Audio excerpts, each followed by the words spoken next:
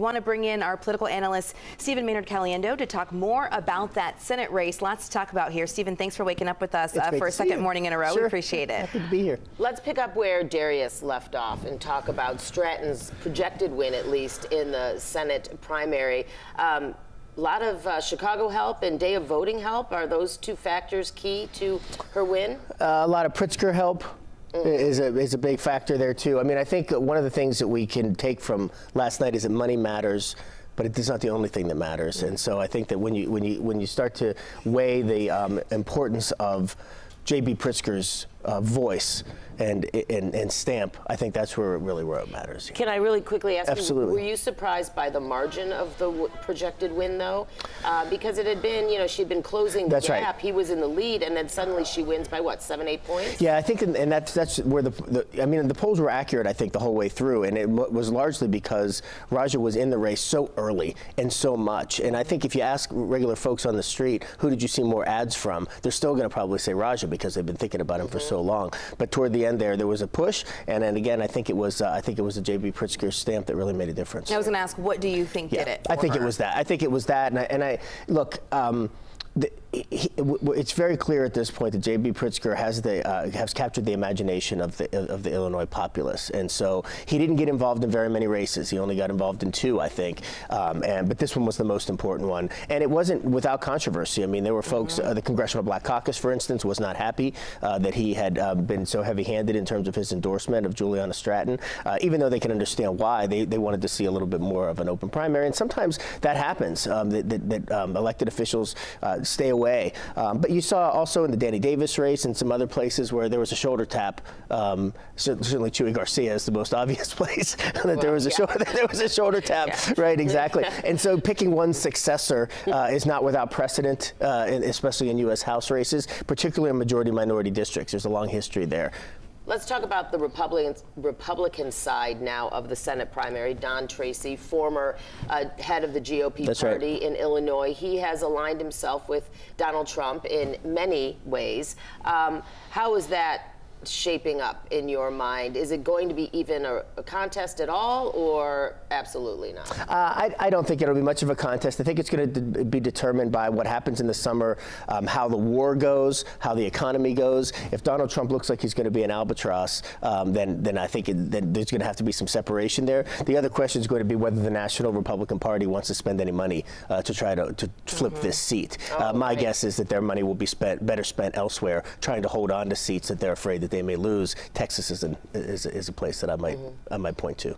You mentioned Governor Pritzker really helping out with Juliana Stratton being the projected winner in that race, but let's talk about the governor's race, because now you have a rematch coming up between Darren Bailey and Governor Pritzker. I think Pritzker won by about 13 points last time. What are you thinking about this race? Yeah, I think it was 500,000 votes. It wasn't very close. It's a different context. It was right after COVID the last time, and there was a lot of, for all the folks who were very happy with the way Governor Pritzker turned out to be a national leader with respect to COVID, there were a lot of folks, particularly downstate, who were upset about how aggressive he was in terms of pulling us back.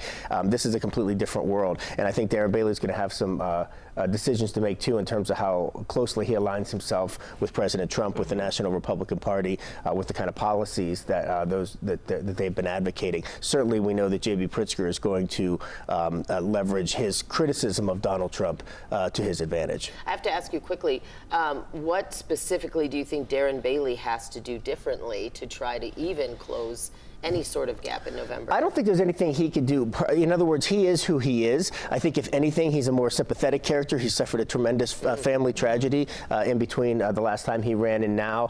He has the kind of a way of connecting with people that is very powerful. You've met him in person. He's a lovely person. But I think that if it comes down to policies, especially in a state like Illinois, which is solidly blue, the Republican policies are just losers electorally right now.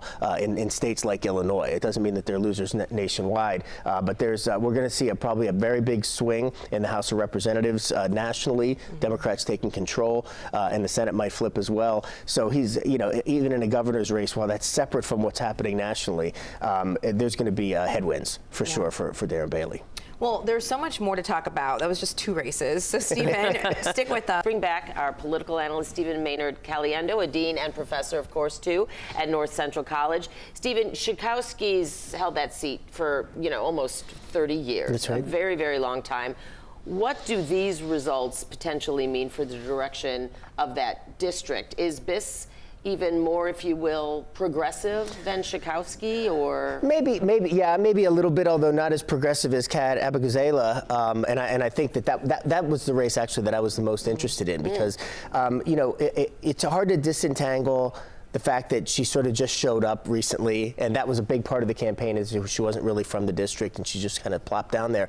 But I'm also interested in the kind of Zohran Mamdani kind of young progressive, feels like they want to talk very directly as opposed to in political speak, which can, people say they don't like political speak, but it works, and it's a way to sort of soften, so I'm really interested in the way this generational divide is happening. So that race was really important, and then of course we saw the other speeches of folks who may be in those seats for a very long time. And speaking of that, we were talking about the 7th district, and that's where LaShawn Ford is the projected winner there to take the seat of Danny Davis, who endorsed Ford for this. How much do you think that endorsement played into this, him beating particularly Melissa Conyers-Ervin? Yeah, I think it was a really important part of it.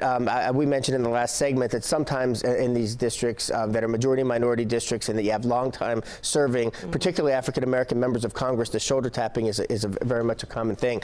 I will say that another thing that's hard to disentangle on Melissa Conyers-Ervin's is that how much people might have been frustrated that she ran against him when he wasn't ready to step down last time. So in other words, against Danny Davis. In other words, there's an unspoken sort of norm that you let your elders do their thing, and when they're ready to go, they go, and sometimes they'll shoulder tap somebody. But running against him while he was still running, Danny Davis when he ran again, I think that may have been an issue for a lot of folks. Oh, that's really interesting. Yeah. Let's move to the 2nd congressional district now for the Democratic primary. Obviously, Cook County Commissioner Donna Miller, the projected winner there to fill Robin Kelly's seat, who of course unsuccessfully ran for the Democratic Senate nominee position. She beat out Jesse Jackson Jr. for the race. As you can see, she handily beat him there. Is there anything about those results that surprised you? And her comment that we just heard, I represent the future. People didn't want to look at, go to the past. I mean, that was a direct dig at Jesse Jackson. There's no question it was. It was running against a legacy, running against a powerful name, of course, in Chicago politics, but a name that comes with a lot of baggage. Jesse Jackson Jr., of course, had that seat and then that faced federal charges and so forth. And so I think there was some thought about, well, with the passing of his father, would there be a little bit of momentum there on Election Day? Remember, a lot of people vote early. Some people voted before the Reverend passed at all. But also, there was a lot more money spent. Donna Miller had more money. She was very well known, former head of Planned Parenthood, and she just ran a campaign that was really focused on the future, as she said, and that helped her prevail. So next, we're going to look at some results for the Cook County Assessor's race. Sure. That was a big one this time around. Incumbent Fritz Kagi lost to challenger Pat Hines. The Assessor's Office appraises real estate we know in Cook County, determining its value and in turn its share of the county's tax burden. And we know that a big part of that job means determining property taxes. They have been skyrocketing property taxes. How much do you think that played in? Maybe even just the emotional Absolutely. vote. Look, first of all, who wants this job? What are we talking about here? Why did anybody run for this position? This is terrible. And I think that Fritz Kagi was in this position, I think, 8 years ago when he won the first time, where the Democratic Party did not endorse him. And that was certainly what happened this time, too. He's an incumbent, but the Democratic Party at Cook County didn't endorse him, and he ends up losing. There's no question, Audrina, that when you talk about taxes, especially when people are feeling economic pinch in all areas, not only in the taxes, but it was coming all over, that you're going to punish somebody who has a title that reflects that. Even if you don't know exactly what an assessor does, you know it has something to do with your taxes, and you know you're not real happy about that. So he had an uphill battle for sure on a number of fronts. But yet it was still a pretty close race. It was a close race. Yeah. Closest of all. That's true. That's right. Night, well, other than the ones that we haven't called yet, but that's right. Well, That's right. Yeah, of course. The ones that are settled, yeah. Right.